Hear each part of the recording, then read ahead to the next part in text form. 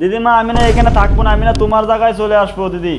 আপনারা তো বিজেপির একদম নাম্বার 1। দিদিমা তুমি এটা কিরম কথা বললা? তুমি কি আমাকে সন্দেহ করো?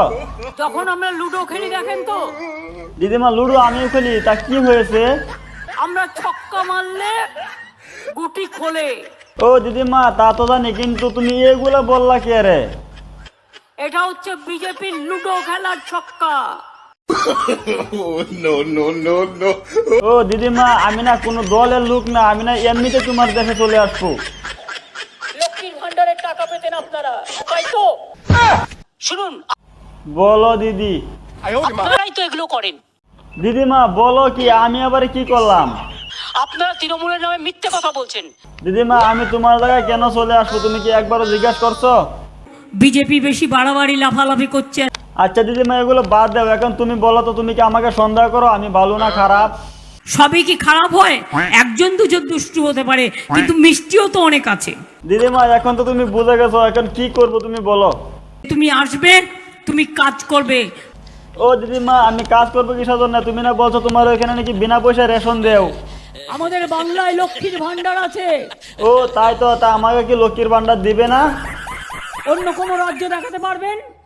না দিদিমা অন্য কোথাও দেয়নি। পারবেন না। এই জন্য তো দিদিমা তোমার জায়গায় চলে যাবো, কিন্তু দিদিমা এখন না ছোট, যে সময় বড় হয়ে যাবো তখন কি পাবো না?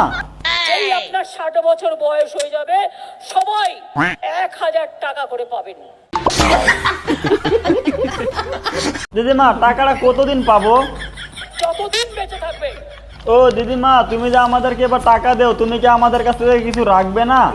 শুধু আশীর্বাদ, দোয়া আর শুভেচ্ছাটা, জয় জহরটা দিয়ে যাবেন। ঠিক আছে দিদি, তাহলে আমি তোমার এখানে চলে আসবো দিদি। শুধু আপনাদের কাছে আমার একটা অনুরোধ থাকবে। ও দিদি কি অনুরোধ বলো। ভোটটা কিন্তু রচনা। ঠিক আছে দিদি, লক্ষ্মীর ভান্ডার নিয়ে আরো কিছু বলবে নাকি?